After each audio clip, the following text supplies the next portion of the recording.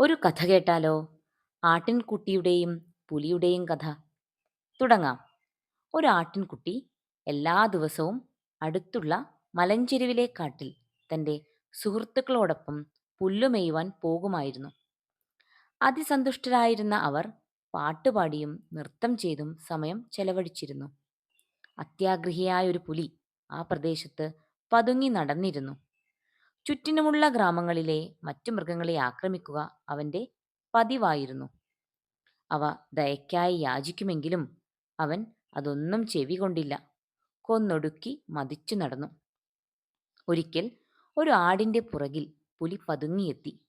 ഭയന്നുപോയ ആട് രക്ഷപ്പെടുവാൻ തന്നാലാവും വിധം ശ്രമിച്ചു നോക്കി. എന്നാൽ സാധിച്ചില്ല. അവൻ ചിന്തിച്ചു, രക്ഷപ്പെടുവാൻ എന്തെങ്കിലും വഴി കണ്ടെത്തിയേ പറ്റൂ. അവൻ മനസ്സിൽ ഒരു പദ്ധതി തയ്യാറാക്കി. ഓട്ടം നിർത്തിയിട്ട് അവൻ തിരിഞ്ഞു നിന്നു. മന്ദഹസിച്ചുകൊണ്ട് അവൻ പുലിയുടെ അരികിൽ ഓടിയെത്തി. എന്നിട്ട് പറഞ്ഞു, അല്ലയോ ശക്തനായ പുലിയണ്ണ, ഒറ്റയടിക്ക് അണ്ണന് ആരെ വേണമെങ്കിലും കൊല്ലാൻ സാധിക്കും. പക്ഷേ എന്നെ നോക്ക്, ഞാൻ എത്ര ബലഹീനനാണ്.